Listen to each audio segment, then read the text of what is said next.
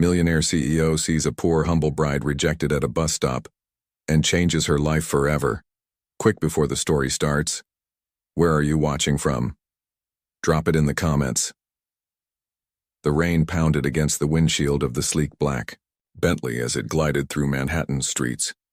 Inside, sheltered from the raging storm, sat Maxwell Reed, his steely gray eyes focused on the road ahead.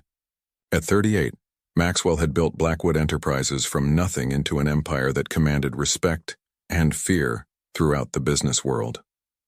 Lightning flashed, briefly illuminating his sharp features and the perfect cut of his custom suit. He adjusted his platinum cufflinks, a habit he'd developed whenever deep in thought. 5 years had passed since Catherine's death, yet the emptiness in his penthouse remained as vast as ever. The only difference was that he'd grown accustomed to the silence.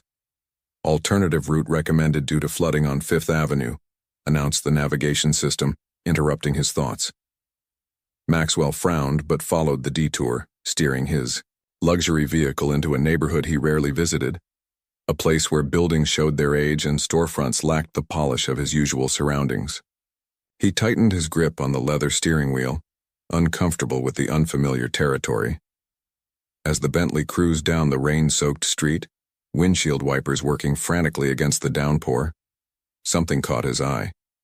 A flash of white against the gray backdrop of the storm.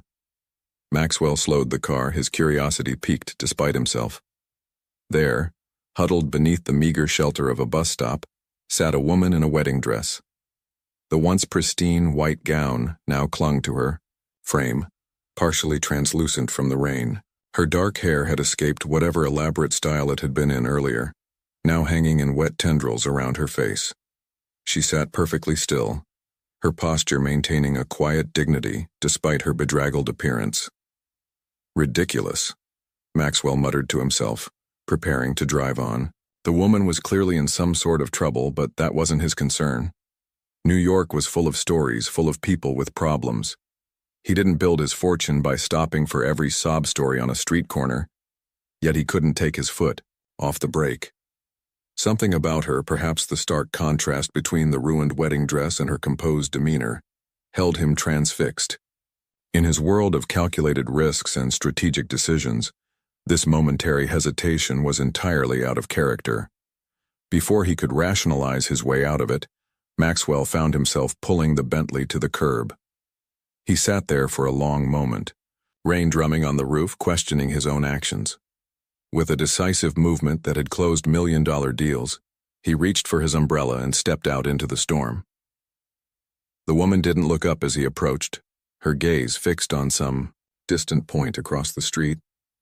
Up close, he could see she was younger than he'd initially thought, perhaps late 20s, with delicate features and skin pale from cold or shock or both.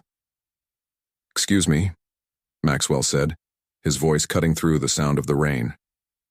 "Do you need assistance?" Her eyes finally lifted to meet his, deep brown and filled with an emotion he couldn't quite name. Not quite despair, but something adjacent to it. Recognition, perhaps, not of him specifically, but of a kindred wounded spirit. "I'm fine," she replied, her voice surprisingly steady. "Thank you." Maxwell stood there, water beginning to seep into his Italian leather shoes despite the umbrella's protection. In boardrooms across the country, people trembled when he entered. Yet this woman in her ruined wedding dress showed no intimidation at all. "You're clearly not fine," he stated matter-of-factly. "And this storm isn't letting up. I can take you wherever you need to go." She almost smiled then, a brief, bitter quirk of her lips. "That's just it. I have nowhere I need to go." Thunder rolled overhead, punctuating her words with cosmic timing. Maxwell felt something stir within him, a protective instinct he thought had died with Catherine. "Then perhaps," he said quietly, "you'd like to go somewhere dry until you figure it out." For a long moment she studied him, weighing invisible options. Maxwell Reed, who never waited for anyone, found himself holding his breath. Finally she stood, gathering what remained of her dignity along with the sodden train of her dress. "Why not?" she said, stepping toward him and the waiting Bentley. After all, today couldn't possibly get any worse. Little did either of them know how profoundly wrong she was about that. The interior of Maxwell's Bentley smelled of expensive leather and subtle cologne. Olivia Warren sat stiffly, trying not to drip on the immaculate upholstery, a futile effort given her soaked wedding dress. "Do you have a name?" Maxwell asked, breaking the silence as he navigated through the worsening storm. "Olivia," she replied, then after a pause, "Olivia Warren." She studied him from the corner of her eye. Expensive suit, confident posture, the casual way he handled a vehicle worth more than she'd make in a decade of teaching. He was handsome in that unapproachable way of men accustomed to power, sharp jawline, calculating eyes, not a hair out of place despite the weather. "Maxwell Reed," he offered without being asked. "Where was the wedding?" Olivia flinched. "St. Patrick's Cathedral." "Prestigious," Maxwell commented, his tone neutral. "It belonged to his family, not mine," she said, a bitter edge creeping into her voice. "Thomas Harrington. His family owns half the real estate on the Upper East Side." Maxwell nodded, immediately placing the name. "And you left?" "He left," Olivia corrected, staring out at the rain-blurred city. "Right before the vows. Said I would never fit into his world." She laughed, a hollow sound. 5 years together and I find out he's a coward on our wedding day." The memory of Thomas's whispered words still burned. "You're beautiful, Olivia, but let's be realistic. You'll never truly belong." "Where should I take you?" Maxwell asked, interrupting her thoughts. Olivia realized she had nowhere to go. Her apartment had been packed up, ready for the move into Thomas's penthouse. Her bridesmaid's apartment would be filled with wedding guests by now, everyone dissecting her humiliation over champagne. "I don't know," she admitted. Maxwell observed her reflection in the rearview mirror. She wasn't crying or hysterical, just sitting with quiet resignation. He respected that. "I have a spare room," he said before he could reconsider. "You can collect yourself, make calls, figure out your next step." Olivia's eyes narrowed. "And what would that cost me?" Maxwell's jaw tightened. "Nothing. Contrary to what today has taught you, not everyone has ulterior motives." As the Bentley pulled into the private garage beneath a towering luxury building, Olivia felt a flutter of uncertainty. She was following a stranger home, a powerful, wealthy stranger, while emotionally vulnerable and wearing a wedding dress. "I'm a teacher," she said suddenly. "Elementary school, 3rd grade." Maxwell glanced at her, understanding the message. "I'm a real person. I'll be missed if I disappear. My housekeeper lives in Mrs. Winters. She's 70 and terrifying. You'll be perfectly safe." The elevator opened directly into his penthouse. Floor-to-ceiling windows revealed Manhattan spread out below, the storm transforming the city into a watercolor painting of grays and blurred lights. "Welcome to my home," Maxwell said formally, as if the words were rarely spoken. Olivia stepped inside, trailing water and lost dreams across his pristine marble floor.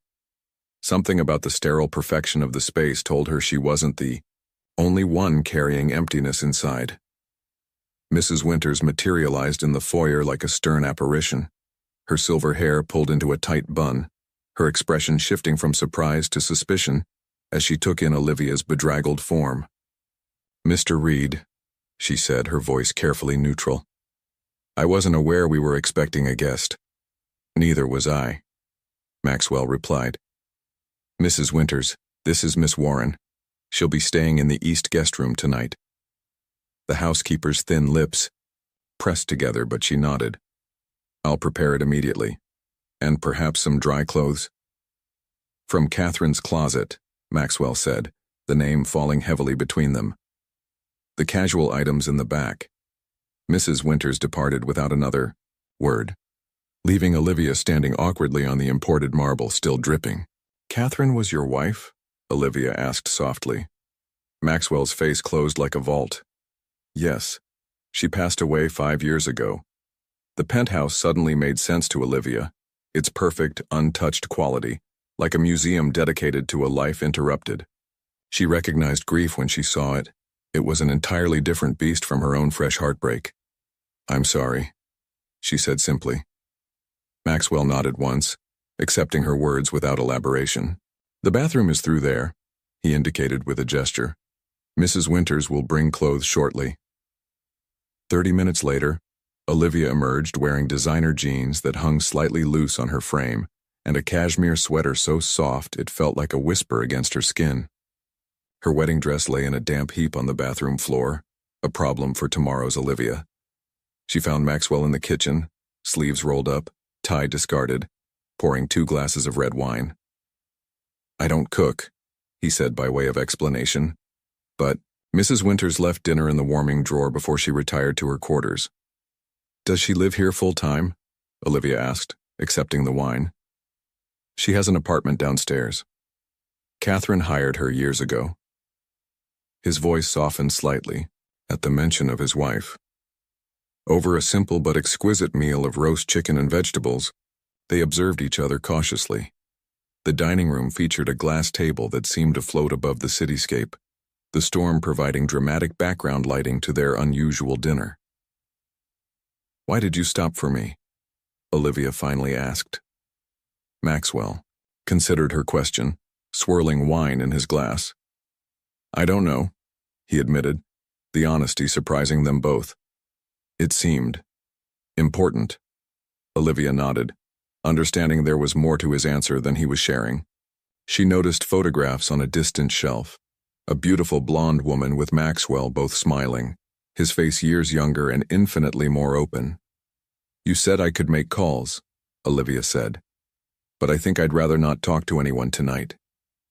"Understandable," Maxwell replied. "The world will still be there tomorrow with all its questions and expectations." Something in his words resonated with her deeply. They finished their meal in comfortable silence, 2 strangers connected by nothing more than circumstance and private pain. Later, lying in a guest bed more luxurious than any she'd ever slept in, Olivia stared at the ceiling and wondered what strange twist of fate had brought her here. From almost bride to runaway to the temporary guest of a man who seemed as broken as she felt, just in a different way. Tomorrow would require decisions, but tonight, in this suspended moment between what was and what would be, she allowed herself to simply breathe. Morning light filtered through automated blinds, waking Olivia. For a moment, she forgot where she was. Not in her apartment, not in Thomas's penthouse, but in a stranger's guest room. She dressed quickly in yesterday's borrowed clothes and made the bed with hospital corners, a habit from childhood. Her ruined wedding dress hung in the bathroom, now dry but hopelessly wrinkled. Like her plans, she thought wryly. Olivia found the kitchen empty but not abandoned. Coffee brewed in an expensive machine, a place setting arranged at the counter, and a handwritten note beside a croissant. "Had to leave early. Mrs. Winters has the day off. Stay as long as you need. Mr." The formality of his initials made her smile. Maxwell Reed was clearly a man accustomed to signing documents, not leaving breakfast notes. After eating, Olivia wandered through the penthouse, struck by its contradiction. Exquisite taste evident in every piece of furniture, yet a coldness permeated the space. It felt like a showroom, perfect but unlived in. She found herself in his study, where books lay scattered across surfaces. Without thinking, she began organizing them, her teacher's instincts taking over. The volumes revealed a curious mind: economic, theory beside poetry collections, architectural journals alongside historical biographies. By midday, she'd rearranged his bookshelves completely, creating a system both functional and aesthetically pleasing. She was placing the final book when the elevator doors opened. Maxwell stopped short seeing her there. "You're still here." "I was just leaving," Olivia said quickly. She gestured to the reorganized shelves, suddenly embarrassed. "I'm sorry. I shouldn't have touched your things." He approached slowly, examining her work. "You've created categories. Fiction, nonfiction, then by subject," she explained. "The bottom shelves are oversized books. They fit better there physically and visually." To her surprise, Maxwell nodded approvingly. "It makes sense. Why did you do this?" Olivia shrugged. "Habit, I guess." I'm a teacher. Creating order is second nature. You teach children? Third grade? 8-year-olds? Maxwell tried to imagine. This woman, who had calmly rearranged his library after being left at the altar, managing 20 energetic children. That requires patience. Different from your world, I imagine, she said. Very. His gaze lingered on her face. Why did you return to the city so early? Most executives don't start their day until 9. Board meeting in Tokyo, the time difference, and awkward silence fell. They were from universes that rarely intersected. I should go, Olivia said finally. Where? Maxwell asked. His directness might have seemed rude, but she found it refreshing after Thomas's polished evasiveness. I don't know yet, she admitted. My apartment lease ended last week. Everything's in storage except what I packed for the honeymoon. Maxwell considered this information with the same attention he might give market projections. The guest room is available until you sort things out. Olivia studied him, trying to understand his motivation. Why would you help me? Because I can, he said simply. And because... He glanced around at his perfect empty home. This place could use some life in it. Something passed between them then. Not attraction, but recognition. Two people, adrift in different ways, offering each other a temporary harbor. 1 week, Olivia decided, just until I find somewhere permanent. Maxwell nodded once the matter settled with the same efficiency with which he presumably closed multi-million-dollar deals. Neither suspected how completely that week would change both their lives. Mrs. Winters returned the next day, her disapproving gaze following Olivia as she moved through the penthouse. The housekeeper maintained perfect professionalism, but her protective instincts toward Maxwell were evident in every crisp movement. Mrs. Winters, Olivia said, approaching her as she dusted a collection of crystal awards. I want you to know, I'm not taking advantage of Mr. Reed's kindness. I'll be gone within the week. The older woman paused, studying Olivia with sharp eyes. Mr. Reed doesn't bring people home, not since Mrs. Reed passed. Olivia absorbed this information carefully. It was just the rain and unfortunate timing. Perhaps, Mrs. Winters said, resuming her dusting. Or perhaps not. That evening, Maxwell arrived with an unexpected guest, a striking woman in her early 40s whose resemblance to him was unmistakable. Eleanor, Maxwell said, this is Olivia. Warren, she's staying here temporarily. Is she now? Eleanor's perfectly arched eyebrow conveyed volumes. She extended a manicured hand. Eleanor Reed Blackwood, Maxwell's sister and the only person who tells him the truth. It's nice to meet you, Olivia said, suddenly conscious of her borrowed clothes and bare feet. Over dinner, Eleanor interrogated Olivia with the precision of a prosecutor, while Maxwell watched silently. A teacher, Eleanor remarked when Olivia explained her profession. How fulfilling, though I imagine the salary leaves something to be desired. The satisfaction doesn't, Olivia replied without hesitation. Eleanor's lips twitched with something like respect. And now you're staying in my brother's penthouse. Quite a change of scenery. Eleanor, Maxwell warned. What? I'm simply making conversation with your guest. Olivia met Eleanor's gaze directly. I understand your concern. A strange woman in your brother's home after a 5-year solitude. But I'm not here for any reason except kindness offered when I needed it. The atmosphere shifted subtly. Eleanor sat back, reassessing Olivia. Well, she said finally, at least you're direct. After Eleanor left, Maxwell poured 2 glasses of scotch on the terrace overlooking the glittering city. I apologize for my sister, he said. Don't, Olivia replied. She loves you. Maxwell studied her over his glass. Tomorrow's your last day, according to your timeline. Olivia nodded, watching lights blink across Manhattan. I've found a sublet in Brooklyn. Nothing fancy, but affordable until the school year starts again. I have a proposition, Maxwell said suddenly. This place needs life. It's been a hotel room for 5 years. What are you suggesting? Stay. Not as a guest, but as a consultant. Transform this penthouse into something habitable. You have an eye for it. I saw what you did with the study. Olivia blinked, surprised. I'm a teacher, not an interior designer. You understand what makes a space feel like home, he countered. I'll pay you, of course. For the first time since the wedding disaster, Olivia felt a spark of something besides numbness, curiosity, purpose, possibility. Why me? She asked.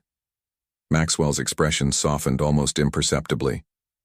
Because you see things differently than I do, and right now, that's exactly what I need. Olivia's consultancy began with small changes. She moved furniture to create conversation areas rather than formal arrangements. She added throw pillows in rich emerald and sapphire tones to soften the penthouse's monochromatic palette. Each modification was calculated, significant enough to make a difference but subtle enough not to overwhelm Maxwell. The lighting is all wrong, she told him one evening as he returned from work. Everything's overhead and harsh, we need lamps, warmth at eye level. Maxwell found himself increasingly fascinated by her certainty. How do you know these things?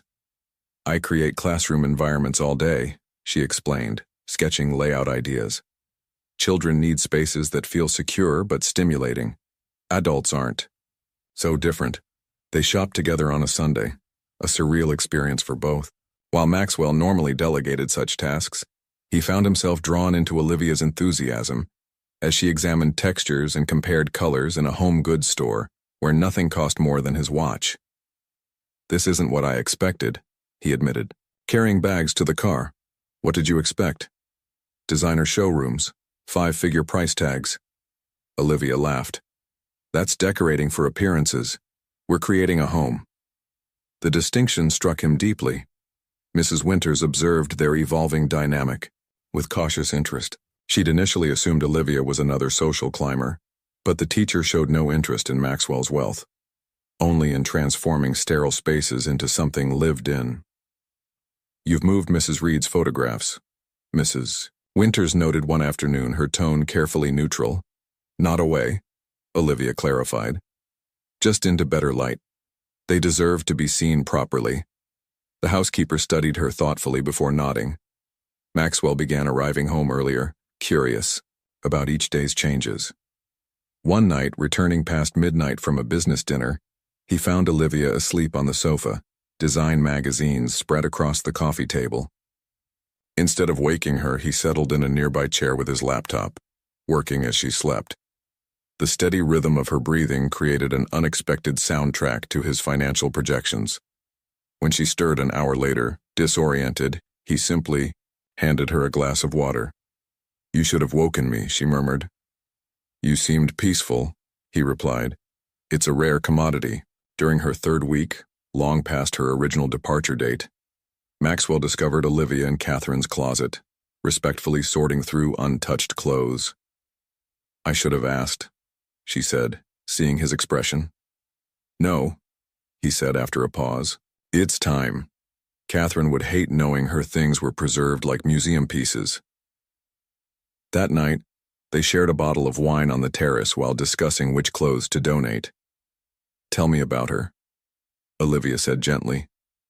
Maxwell's face softened, in a way she'd never seen. She was brilliant, analytical but kind. She could dismantle your argument while making you feel understood.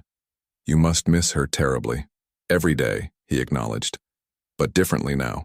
Neither mentioned how Olivia had extended her stay indefinitely, or how Maxwell's penthouse was slowly becoming a place where both felt increasingly at home. You need something to wear, Maxwell stated, eyeing Olivia across the breakfast table. I have clothes, she replied, gesturing to her borrowed outfit. The Blackwood Foundation Gala is tonight. My attendance is mandatory and I... He hesitated, seeming almost uncertain. I'd like you to accompany me. Olivia nearly choked on her coffee. To a corporate gala? With your business associates and investors? Is that so difficult to imagine? Yes, she said honestly. I don't belong in that world. Something flickered across Maxwell's face. Recognition, perhaps. That's precisely why I want you there. Hours, Later, Olivia stood before a mirror in a boutique where everything lacked price tags, a sure sign nothing was affordable. The saleswoman had brought a selection of gowns after a brief, assessing look at Olivia's figure. This one, the saleswoman decided, holding up a midnight blue dress with a subtle shimmer. Classic enough for corporate, but not boring. Stepping into the gala on Maxwell's arm, Olivia felt like an imposter. The Plaza Hotel ballroom glittered with wealth and power. CEOs, politicians, old money families. Eleanor approached immediately, surprise evident beneath her polished smile. Olivia. What an unexpected pleasure. Your brother needed a +1, Olivia replied lightly. Did he now? Eleanor's gaze shifted to Maxwell, who was unusually tense. As Maxwell was pulled into conversations about market projections and acquisition targets, Olivia observed his transformation. The man who had started leaving his tie loosened at home, became sharp-edged and coolly analytical. His words, precisely chosen, commanded attention. She glimpsed what made him feared in boardrooms, a brilliant strategic mind coupled with unwavering focus. Maxwell Reed doesn't bring dates to these functions, said a cultured voice beside her. Olivia turned to find an elegant older man watching her with calculated interest. Lawrence Hemsworth, he introduced himself. I knew Catherine's father well. Olivia, Warren, a teacher, I understand. Quite a departure from Catherine's social circle. Something in his tone made Olivia wary.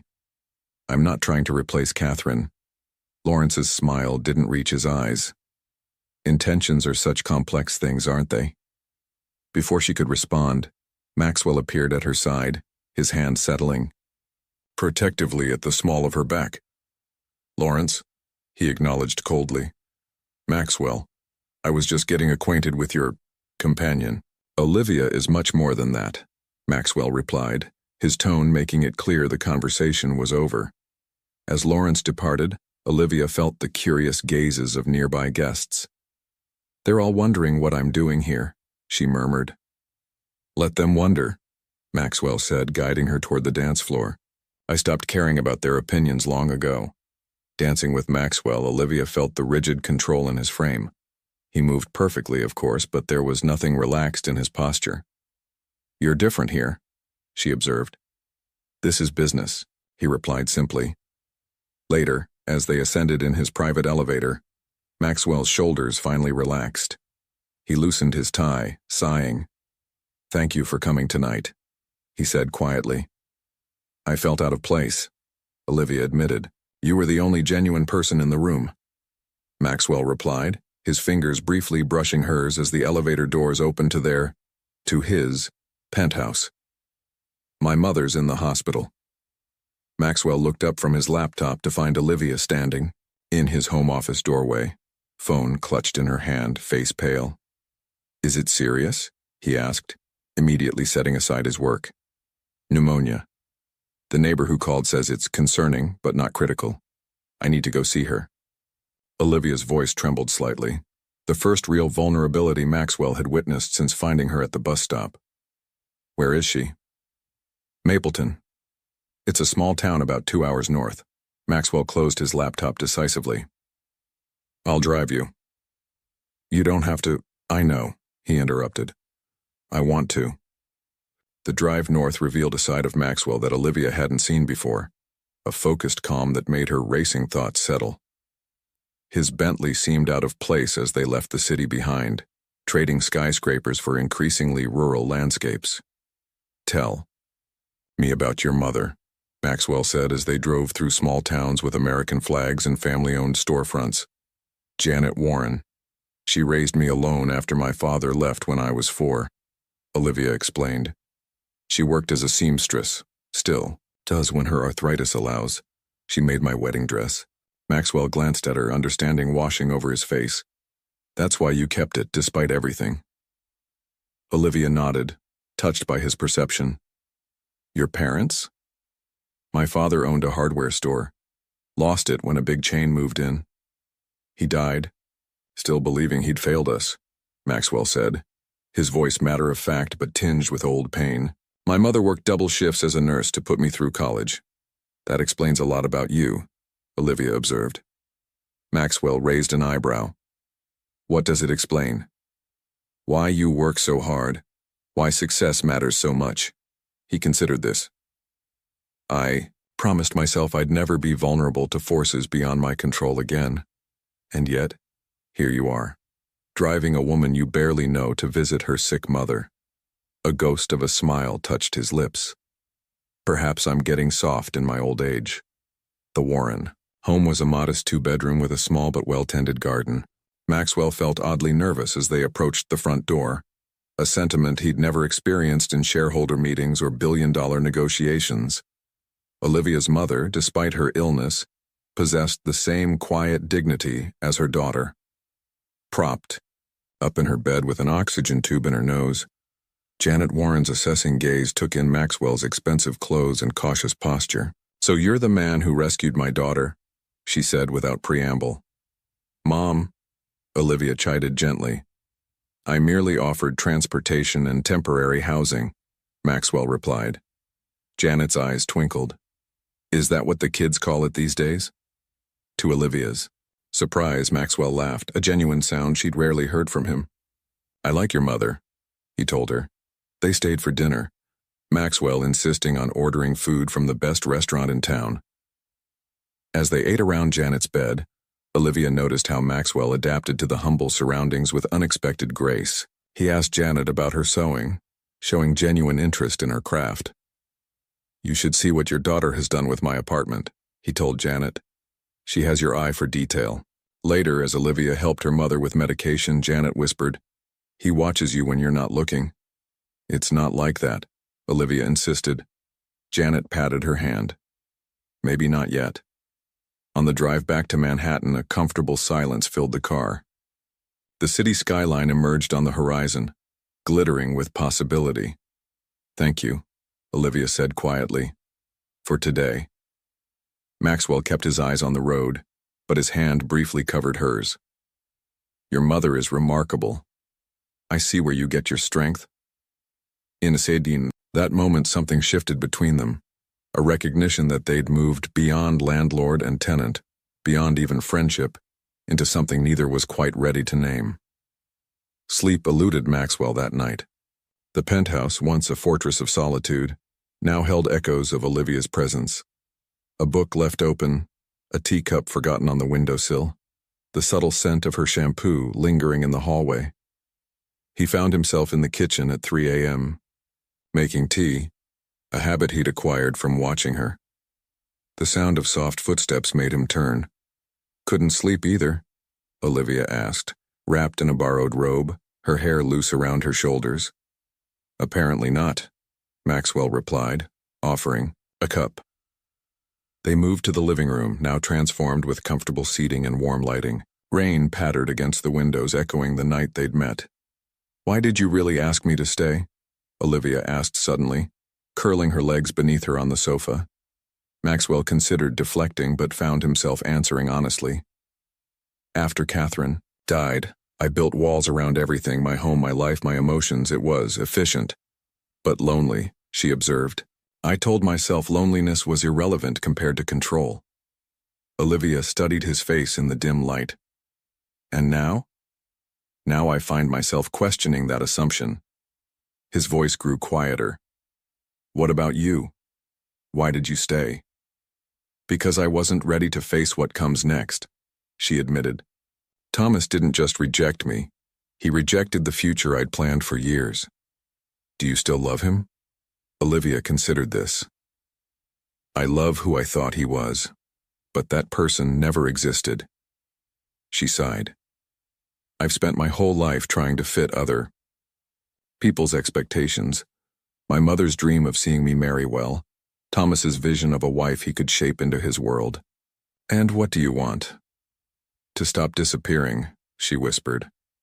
"Every relationship I lose a little more of myself trying to become what someone else needs." Maxwell set down his cup. "I've done the opposite, refused to bend for anyone since Catherine.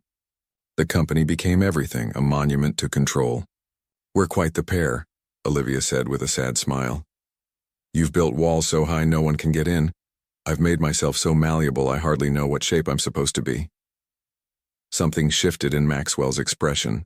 a softening around the eyes that transformed his entire face. I've watched you these past weeks. You're strongest when you're simply yourself, rearranging my bookshelves, challenging my sister, charming my difficult housekeeper. That terrifies me, Olivia confessed. Being just me. It terrifies me too, Maxwell admitted. Seeing my carefully constructed world changing, finding myself, caring. The word hung between them, laden with unspoken meaning. Neither reached to bridge the final gap, both too aware of their respective wounds. We should try to sleep, Olivia finally said, rising from the sofa. Maxwell nodded, but caught her hand as she passed. Thank you, he said simply, for making this place feel like more than a showroom. Thank you, she replied, for giving me space to remember who I am. Their fingertips lingered for a moment longer than necessary before separating, each returning to their solitary rooms, carrying the weight of truths finally spoken aloud. The fragile peace Maxwell and Olivia had constructed shattered one morning, with the arrival of unexpected visitors. Olivia was rearranging flowers in the living room when the elevator doors opened. The man who stepped out was painfully familiar. Thomas Harrington, impeccably dressed as always, his handsome face a mask of practiced contrition. Olivia, he said, as if finding her in a billionaire's penthouse was perfectly normal. You're a difficult woman to track down. She froze, vase clutched in her hands. How did you find me? Does it matter? I've been looking everywhere. He stepped closer, his cologne triggering unwanted memories. We need to talk. We have nothing to discuss, Olivia replied, her voice steadier than she felt. Thomas's expression hardened slightly. Don't be childish. What happened at the wedding was regrettable, but you can't seriously be hiding out here as some sort of revenge. Before Olivia could respond, the elevator opened again. This time a striking blonde woman emerged, her designer outfit screaming old money and European sophistication. Maxwell, darling, your secretary told me. The woman stopped short, taking in the scene. Oh, you have guests. Vanessa, Maxwell said, appearing from his office, tension evident in his shoulders. This is unexpected. Clearly, she replied, her gaze shifting between Olivia and Thomas with calculated assessment. I returned from Paris yesterday. Eleanor mentioned you'd been distracted lately. Now I see why. The room crackled with unspoken history and fresh tension.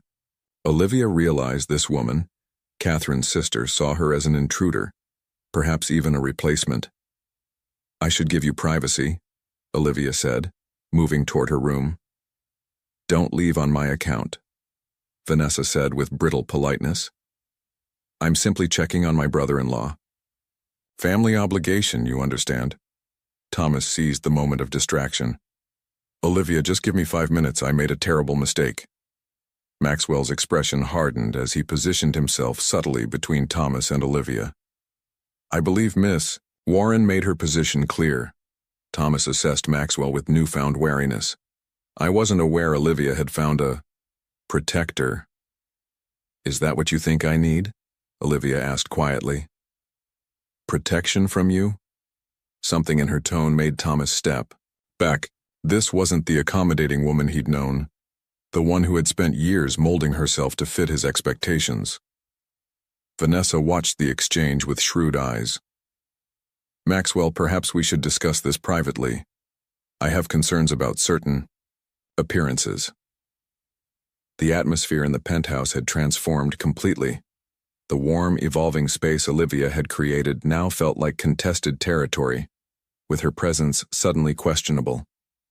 Later, after both unwelcome visitors had departed, with promises to return, Olivia stood on the terrace, watching the city lights emerge at dusk.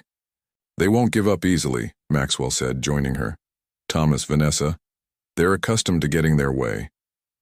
Like someone else I know, Olivia replied with a sad smile. Maxwell didn't deny it. What will you do? The question hung between them, carrying more weight than its simple words suggested. What started as temporary shelter had become something neither had expected. But with the past suddenly back in their lives, the precarious balance they'd created seemed suddenly at risk. "I don't know," Olivia admitted. "For the first time in years, I was beginning to feel like myself again. Now I'm not sure who that is anymore." The headline glared from Olivia's phone screen. Blackwood CEO's mystery woman, gold digger or genuine love. Below it was a candid photo of her and Maxwell leaving a restaurant, his hand protectively on her. Beck.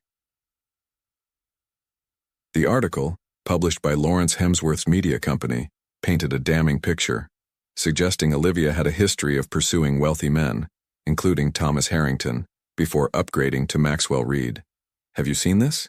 Eleanor demanded, striding into the penthouse unannounced, waving her own phone.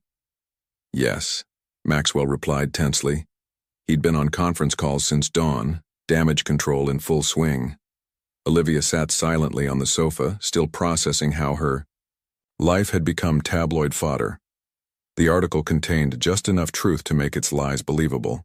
Her relationship with Thomas, her presence in Maxwell's home, even details about her modest background. "The Shimura deal is wavering," Eleanor said, lowering her voice. "Their board has concerns about stability." Maxwell's jaw tightened. The Shimura acquisition had been in negotiations for months, a cornerstone of Blackwood's Asian expansion. "This is ridiculous," he said. "My personal life has no bearing on business decisions." "You know that's not true," Eleanor replied. "Perception is everything." Later, alone with Maxwell, Olivia finally spoke. "I should leave." "That's exactly what Lawrence wants," Maxwell said, pacing the terrace. "He's trying to manipulate me through you." "But why? What does he gain?" "Catherine's father chose me to run their family business instead of him. He's never forgiven that perceived slight." Maxwell sighed, running a hand through his usually perfect hair. "Now he's using you to get to me." Olivia stood, crossing to the railing. The city stretched below, indifferent to their personal drama. "Regardless of his motives, I'm damaging your company's reputation. I don't care about that." "Yes, you do," she said gently. "Your company is your life's work. I won't be responsible for undermining it." Maxwell moved closer, his expression softening. "When did you start to matter more than business deals?" The question hung between them, neither quite ready to answer it directly. That evening, Maxwell attended an emergency board meeting while Olivia packed her few belongings. She wrote a letter, old-fashioned perhaps, but it felt right. Words of gratitude, of understanding, of something deeper left unspoken. When Maxwell returned, the penthouse was quiet. Mrs. Winters met him in the foyer, her normally impassive face showing concern. "She's gone, sir," the housekeeper said, handing him the sealed envelope. "She asked me to give you this." Maxwell stood in the living room that Olivia had transformed, letter in hand, feeling the weight of her absence in every corner she had brightened. The space was beautiful now, warm and inviting, and completely empty without her. The penthouse phone rang, interrupting his thoughts. Eleanor's voice was triumphant. "Shimura is back on board," she announced. "They were impressed by your decisive handling of personal distractions." Maxwell looked at the letter still unopened in his hand. "Congratulations," he said hollowly. "We got exactly what we wanted." The Blackwood-Shimura merger made headlines across financial markets. Industry analysts called it Maxwell Reed's most brilliant move yet, a perfect strategic acquisition that would redefine the company's global footprint. Maxwell read the praise with detached indifference. His corner office, 60 floors above Manhattan, felt more like a prison than ever. He signed the final documents mechanically, nodding as board members and executives offered congratulations. "You should be celebrating," Eleanor said, lingering, after the others had departed. "This is what you've worked for." Maxwell stared out at the city. "Is it?" His sister studied him with growing concern. In the 3 weeks since Olivia's departure, he'd become more withdrawn than ever.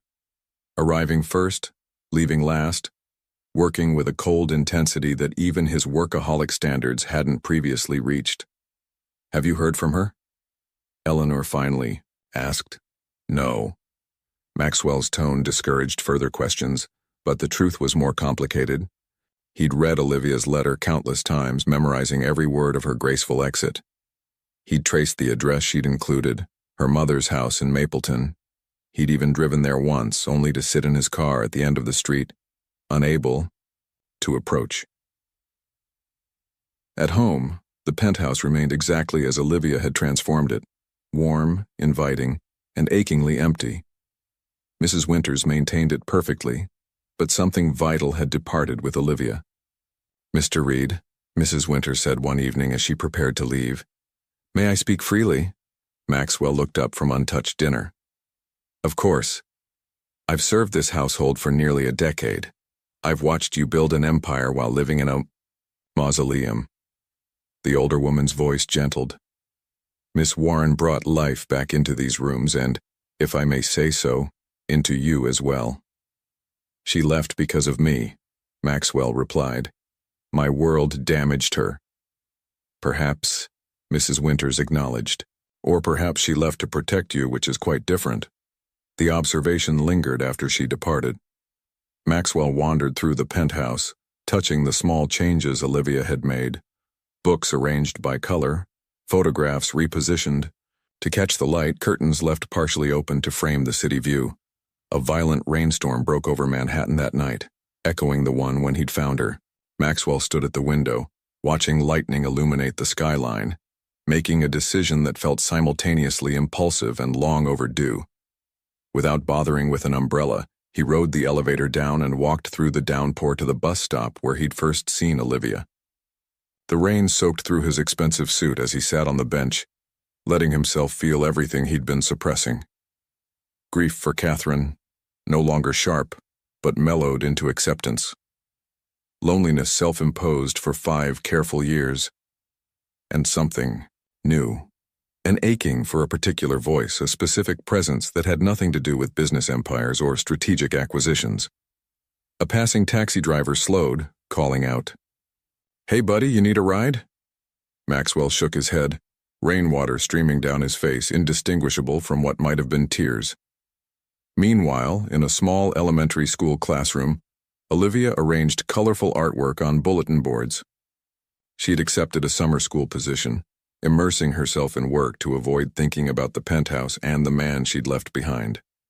When a sleek black car pulled up outside the school, her heart jumped traitorously. But it was Thomas who emerged, clutching a bouquet and wearing his most persuasive smile.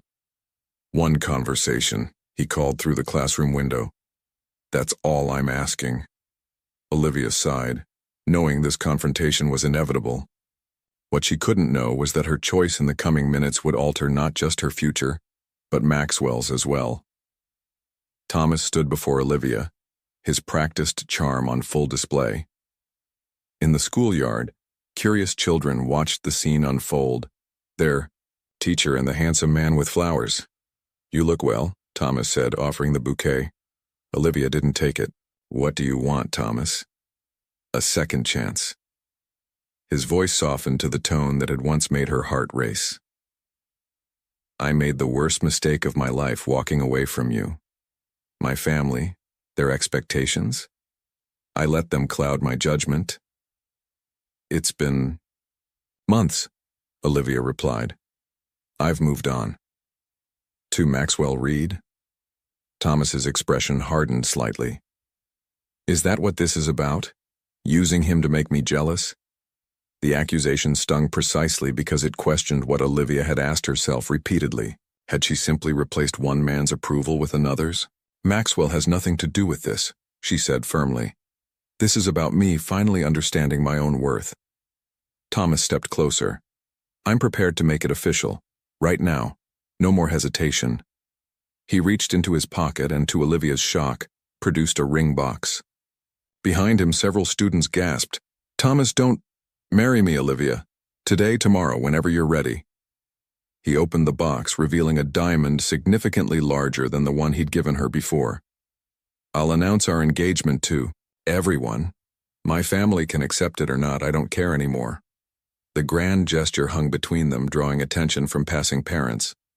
Olivia felt the weight of public expectation, the same pressure that had once made her mold herself to fit Thomas's world. A few months ago, this would have been everything I wanted, she said quietly. Thomas smiled, sensing victory. It still can be. No, Olivia replied with sudden clarity. It can't, because I'm not the same person who waited at that altar. Thomas's smile faltered. Is this about Reed? Has he promised you something better? This has nothing to do with Maxwell, Olivia said, though her heart contradicted her words. This is about me finally understanding what I deserve. Thomas's charm slipped, revealing the calculation beneath.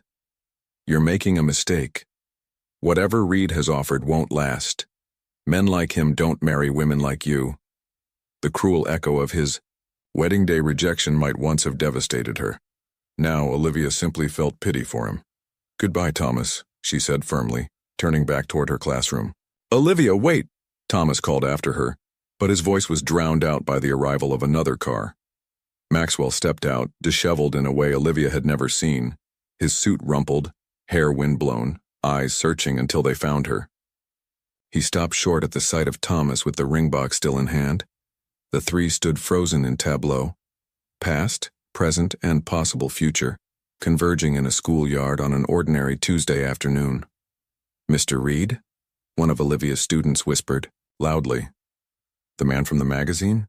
Maxwell smiled slightly at the child, then looked back at Olivia, his expression asking a silent question. The tension in the schoolyard was palpable. Thomas looked between Olivia and Maxwell, his expression shifting from confusion to understanding to calculation. So this is how it is, he said quietly. I should have known. Maxwell remained silent, keeping his distance. Unlike Thomas's grand gesture, he made no move to insert himself between Olivia and her past. Instead, his eyes conveyed a simple message. Whatever you choose, I'll respect it. Thomas closed the ring box with a decisive snap. You've changed, Olivia. Yes, she agreed. I have. With a final look of wounded pride, Thomas returned to his car and drove away. The spectating children, sensing the drama had concluded, gradually dispersed to the playground. Olivia approached Maxwell, taking in his disheveled appearance. You look terrible. A ghost of a smile touched his lips. I've been told honesty is the foundation of any relationship. Is that what we have? A relationship? Maxwell's expression grew serious. I don't know, but I'd like to find out. They walked to a nearby park, the late afternoon sun casting long shadows across the grass. For several minutes neither spoke, content to simply exist in each other's presence again. I sold the penthouse, Maxwell finally said. Olivia stopped walking. What? Why? It wasn't home, not even after all your improvements. He shrugged. It was a monument to who I thought I needed to be after Catherine died. Where will you live? I'm looking at a place in Brooklyn, brownstone, needs work. Maxwell hesitated. I was hoping you might help with that, as a consultant, or whatever role you might consider. Olivia studied him carefully. And Blackwood? The Shimura deal? Successful. Stock prices at an all-time high. Maxwell's tone suggested these facts no longer held the significance they once had. I've restructured the company leadership, delegated more responsibility. Eleanor must have been thrilled about that, Olivia remarked with a small smile. She thinks I'm having a midlife crisis. Maybe I am. Maxwell turned to face her directly. I've spent 5 years building walls, Olivia. Perfect, impenetrable walls around everything that mattered. Then you walked into my life, or rather, sat at that bus stop. And suddenly the walls seemed pointless. A group of children ran past them, laughing and chasing a frisbee. Olivia watched them, reminded of her students. I've been doing some rebuilding of my own. I can see that, Maxwell said. You look centered. I'm seeing a therapist, she admitted, working through why I spent so many years trying to be what Thomas wanted instead of figuring out who I really am. Maxwell nodded. I've started therapy, too, trying to understand why I turned my grief into a fortress. They found a bench overlooking a small pond. The city surrounded them, but this pocket of green offered a moment of tranquility. I'm not ready to jump into another relationship, Olivia said honestly. I need to know who I am outside of anyone's expectations, even yours. I understand, Maxwell replied. I have my own work to do. But, Olivia continued, I would like to see this brownstone. As a consultant, of course. Of course, Maxwell agreed, the corners of his eyes crinkling slightly. Strictly professional. The following weekend, Maxwell picked Olivia up in his Bentley, the one extravagance he'd kept. They drove to a tree-lined Brooklyn street where a 4-story brownstone stood among similar historic buildings. It's beautiful, Olivia said as they climbed the steps to the front door. Wait until you see the inside, Maxwell warned, unlocking the door. It needs significant work. The interior revealed high ceilings, ornate moldings, and hardwood floors, hidden beneath years of neglect. Dust motes danced in sunlight streaming through dirty windows. The kitchen featured ancient appliances, and several walls showed water damage. Olivia walked through each room slowly, envisioning possibilities. Why this place? You could afford something perfect. Perfect isn't what I want anymore, Maxwell replied, running his hand along a banister. I want something with history, with character, something that requires effort and patience. Their eyes met, both aware they weren't just discussing real estate. It has good bones, Olivia decided, opening French doors that led to a small, overgrown garden. It could be wonderful. With the right help, Maxwell added.